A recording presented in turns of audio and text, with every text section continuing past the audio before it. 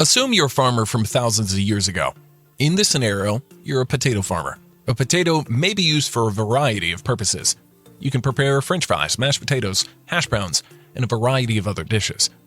However, as a potato farmer, you have grown all of your potatoes and would like to try something that does not grow on the earth. So you're looking for a juicy, full-flavored apple to eat. Keep in mind that this was a few thousand years ago. So how will you obtain that apple? You'll probably have a buddy who knows someone who farms apples. So you go to his apple farm and ask if you may have some of his apples in exchange for sharing some of your potatoes. Graciously, he consented since he, too, is sick of apples, and you guys strike a deal. There was no longer any middlemen, no fees, no taxes. You didn't have to show them your driver's license or anything. All you had to do was swap raw materials for another person. Let's travel back in time roughly 10 years. Assume you cultivated potatoes in your backyard and then opted to eat an apple. What would you do in this situation?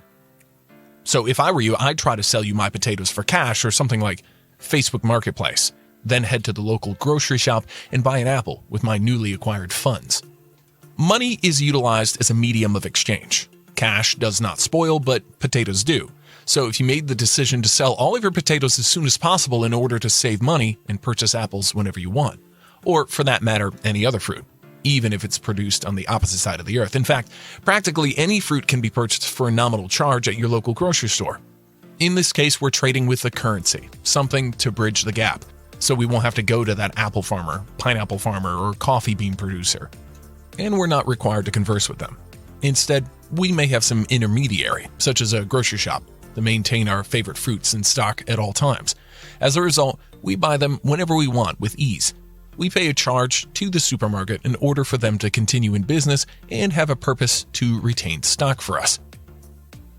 So now we're dealing in currencies and paying fees, but it appears to be making our lives simpler. The supermarket boosts their pricing in order to generate more money. You may swap any Ethereum token for any Ethereum token on the Uniswap market for a nominal charge. It does this by acting as a food swap without the need for currency. Instead, you give them the potatoes, and they give you the apples right away. So how do they accomplish this? They have a huge container in the rear with a lot of apples and potatoes in it, so anyone who wants to exchange can do so. If a large number of apples are purchased and there are a few apples remaining in the bin, the grocery shop will simply increase the price of each apple.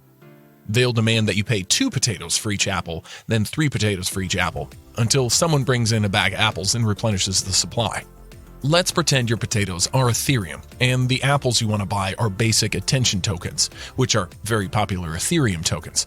When you send your Ethereum to the food shop, which in this case is Uniswap, they pay you a fair market price for basic attention tokens. The price of basic attention tokens grows after you finish because there is less of it since you purchased it, and because there is more of it since you sold it to them, the price of Ether falls. Within the grocery shop, it's simple supply and demand, except this is Uniswap. As a result, the next trader will have to either acquire basic attention tokens at a higher price or sell Ethereum at a higher price. In other situations, a trader may be able to acquire Ethereum for $2,000 on Coinbase and sell it to Uniswap for $2,050, netting a profit despite the fact that they're doing this balancing the liquidity pool. Uniswap or the grocery store will then have an even number of potatoes and apples again, as well as Ethereum and basic attention tokens. Where did all that Ether and those basic attention tokens come from to begin with? In this scenario, a Uniswap is referred to as a liquidity pool in the grocery store. There's now a pool of Ethereum and basic attention tokens, each with a large number of coins, and the prices of both are set in such a way that when more of one is traded up, the price of the other falls. We refer to the location where the coins are obtained from liquidity providers, since they give the pool its first liquid assets. In truth, being a liquidity provider is really simple. All you have to do is give the Unipool your money in tokens. You're referring to this as LP. But why do you want to be in an LP in the first place? Remember how trading on the Uniswap cost a modest amount of money? That charge does not go to the government or Uniswap. Instead, it goes to the liquidity providers, who are Uniswap's unique investors. In that matter, we can thank them for allowing us to swap our money quickly, even if the charge is 0.03% each trade.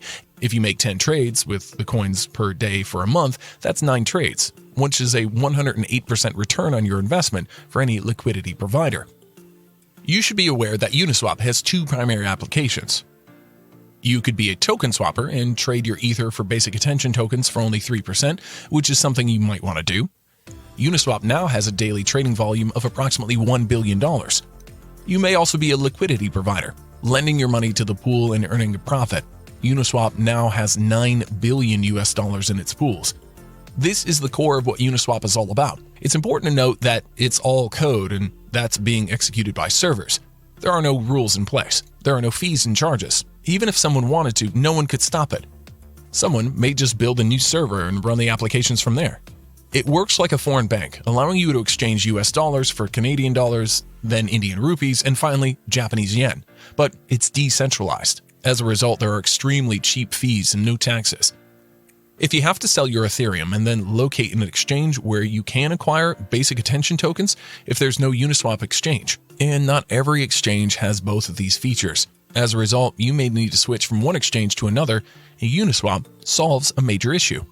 You should also be aware that there is a Uniswap token. The decentralized application is represented by an Ethereum coin. The Uniswap coin and the Uniswap exchange are established in tandem. You can't really do anything with the Uniswap token right now if you buy it. Token holders, on the other hand, should be able to vote on particular modifications to the exchange in the future. Since I said that nobody has control of it, it's technically code. If token holders choose to, they could agree to modifying something. So if you held a huge quantity of Uniswap and wanted to increase the trading charge from 3% to 6%, you could hypothetically vote on it. However, they have yet to establish a voting mechanism. At the moment, the token has no inherent worth, but it does symbolize the trade, which is quite valuable and serves a very important purpose. Another motivation to purchase the Uniswap token is that a portion of all trades may one day be distributed to Uniswap token holders, generating passive revenue for them, similar to a liquidity provider. We're happy to provide the knowledge that you've gained about what Uniswap is. I really hope that you're able to help in some way.